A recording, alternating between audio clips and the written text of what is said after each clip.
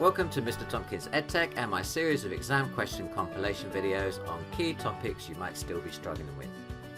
This particular video covers functions. I've taken related questions from my past paper walkthroughs and given them to you here back to back.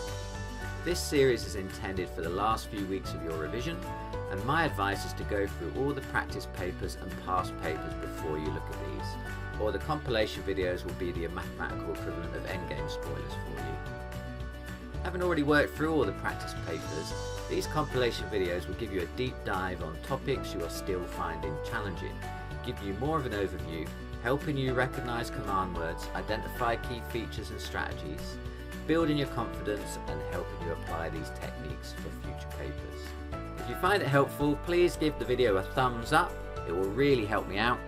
Also, if you haven't already subscribed to my channel, why not do that now?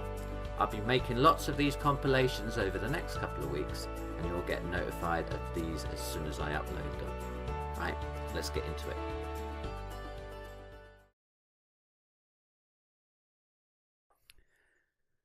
Okay, question 4. I've given a function of x, f of x equals 8x minus 5, and I want to evaluate it for f of minus 2. So that means I just need to sub in minus 2 into the function. So 8 lots of minus 2 subtract 5. 8 lots of minus 2 is minus 16, take away 5 is minus 21. So it's that one there. In question 16, we're given the function f of x, which is equal to x squared minus the cube of x, and we need to circle the value of f of minus 3. Right, f of minus 3 is going to be where we take x and we replace it with minus 3. So minus 3 squared minus, negative 3 squared minus negative 3 cubed. Negative 3 times negative 3 is positive 9. Subtract negative 3 cubed, negative 3 times negative 3 times negative 3. Negative times negative is positive times another negative is negative again, isn't it? So it's negative 27. So 9 minus negative 27. And taking away a negative is the same as adding. So 9 plus 27 is 36. It's that one there, isn't it? Okay, in question 26, I've been given two functions of x. F of x equals x squared plus 1 and g of x equals x minus 5. I need to show that f of g of x is that expression there.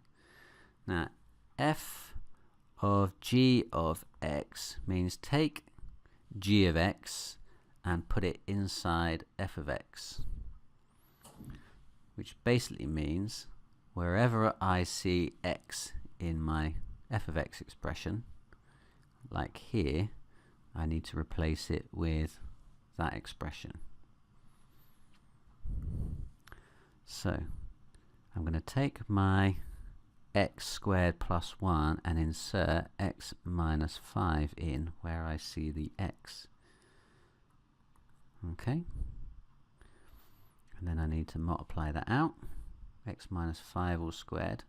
Now last time I did this, I did it the long way, but this time I'm going to use the identity. If I've got a minus b all squared, then that is a squared minus 2ab plus b squared. This is a very useful identity to remember. It makes it multiplying out these things a lot quicker and easier. So that gives me x squared minus, so 2 times a times b in this case would be minus 10x plus 25 plus 1. So then just joining those last two things together gives me that.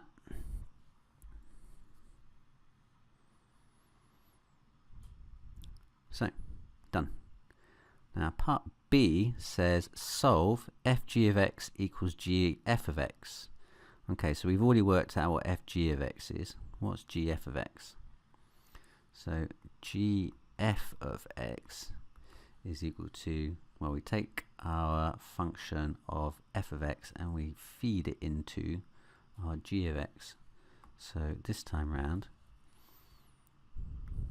our x is here and we're going to replace it with this expression. So that is going to sit where that is in there. So I'm I'm going to get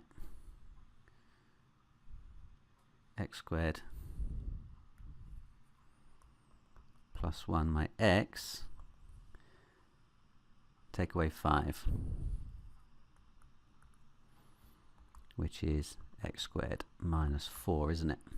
Okay, now I need to solve fg of x equals g f of x. Now we just showed that fg of x is x squared minus 10x plus 26. So x squared minus 10x plus 26. And we now know that's the same thing as x squared minus 4. Okay, so our x squareds cancel, and we are left with minus 10x plus 26 equals minus 4. Okay, so I'm going to move the minus 10x to this side, and I'm going to move the minus 4 to this side. So that gives me 26 plus 4 is 30 equals 10x. So x equals 3. Work out f to the minus 1 of x. So we want to find the inverse function of f. Now the quickest and simplest way of doing this is, let's just make it an equation first. Y equals 4x minus 3 over 5. And then rearrange to make y the subject. So moving that over there, going to get 5y equals 4x minus 3. Moving the minus 3 over next, I'm going to get 5y plus 3 equals 4x, and then finally cross multiplying the 4, I'm going to get x equals 5y plus 3 over 4. Now what we can do is then just rewrite that. So f to the minus 1 of x is equal to that expression again, but rewritten with the y's replaced back for x's. So I can just rewrite that and say, well, that's 5x plus 3 over 4. Question 20 gives us two functions. F of x is equal to 3 to the power of 2x, and g of x, which is x cubed. And we are asked to work out the value of f of 1 plus g of 4.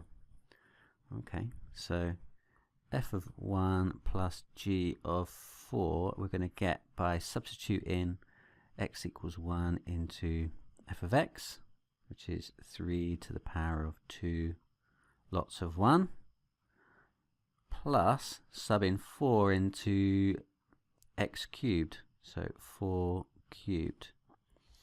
So 2 times 1 is 2, and 3 squared is 9. And 4 cubed is 4 times 4 times 4, 16, 64. And 9 plus 64 is 73. Okay, so my answer is 73. Question B. Work out the value of g to the minus 1 of negative 27. Okay, well, we need to work out what g to the minus 1 is first. G to the minus 1 is the inverse function. The easiest way to find an inverse function is that we say let y equal our function x cubed, and then make x a subject. So in order to make x a subject, I'm going to have to cube root both sides. So the cube root of y is equal to x, which means g to the minus 1 of x is equal to the cube root of x. Just taking that expression again and subbing x back in where the y was. Now I can use it to evaluate g to the minus 1 of x. So g to the minus 1 of minus 27 is going to be the cube root of negative 27. So I think that must be negative 3, mustn't it? Negative 3 times itself 3 times is negative 27. So that's that one. And then C, work out an expression for g of f of x. Give your answer as a power of 3 in its simplest form. Now g of f of x means take the function f of x and substitute it into g of x. So I have to take this expression and write it where I see the x in there. So I'm going to get 3 to the power of 2x raised to the power of 3.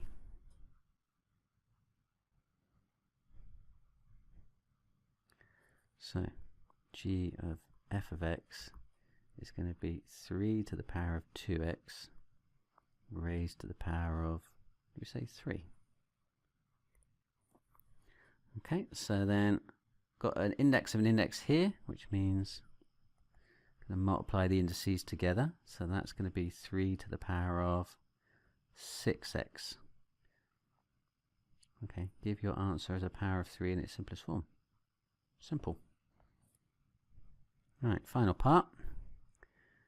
One of these graphs is the sketch of y is equal to 3 to the power of 2x. Which one?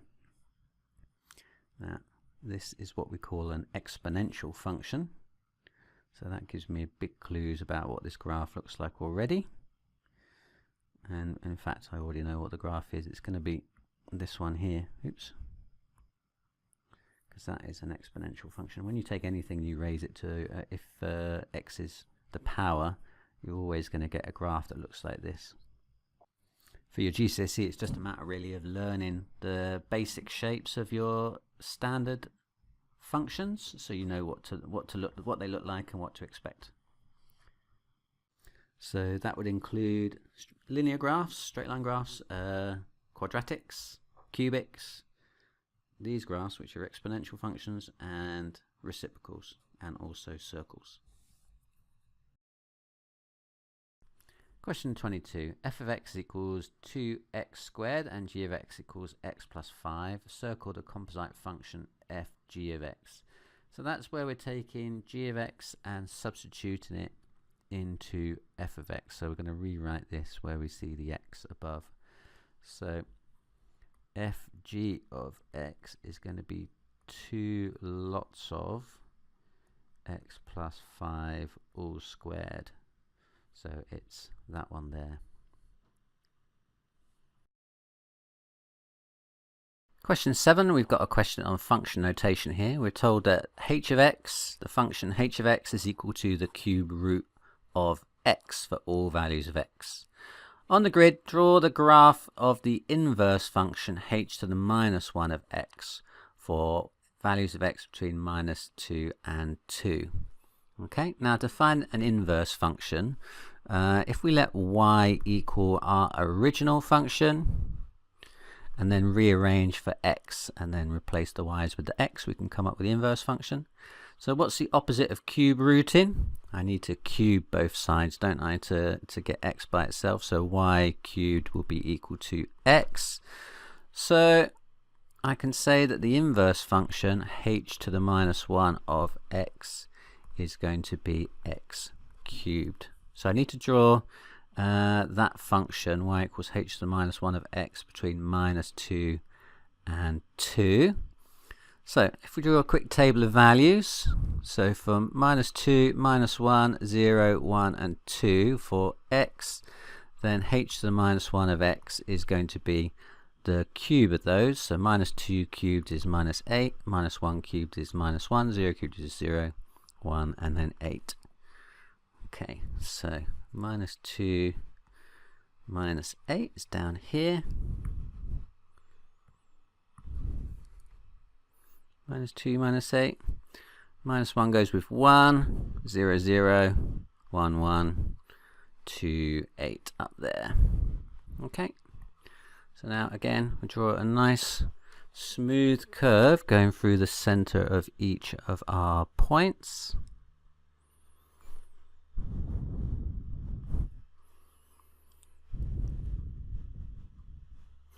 We're going to get that distinctive S shape of a cubic. Some cubics are a bit more turny in the middle, but when you've got no other coefficients like that, it's normally less pronounced like this one. Okay. And then 27b, for all values of x, f of x is equal to the sine of x and g of x is equal to x plus 90. On the grid, draw the graph of the composite function y equals f of g of x. So that means we need to take our function g of x and substitute that in where we see the x in f. So fg of x is going to be the sine of x plus 90. Oh, they haven't given us a nice sine curve to translate. Basically, this is going to be a translation of your sine curve, isn't it? Now, a normal sine curve starts at 0, 0. It goes up to 1 at 90, and then back down to 0 at 180, and then down to -1 at 270, and then back up to 1 at 360. So a normal sine curve looks like this. Now this is going to be a translation of the sine curve. Now what we're doing is we're replacing x with x plus 90. So this is a translation, isn't it? It's a translation of x, and it's 90 units to the left. Okay, it's always the opposite way as what you might think when you sub inside the function, rather than in the direction of x than in the direction of y. So basically we're going to take each of these points, we're going to translate it 90 units to the left. So this point here is going to be it now there at -90. That point that was at 90 is going to be at 0. That point is going to be here, and then here, and then here, and then we're going to have another one up there. So basically we're going to get something that looks like the cosine curve, aren't we? That's the graph that we're going to draw. Okay, good to sketch it out like that first, so we know what we're doing, so don't make a complete dog's breakfast of the graph paper we're given. So it's going to start here then, and then go through here, then through here, and then through here, and end up there. Okay, drawing our cosine curve in, or sine x plus 90. It's going to look like that. Kind of missed the point there. I think I'm going to redraw that one.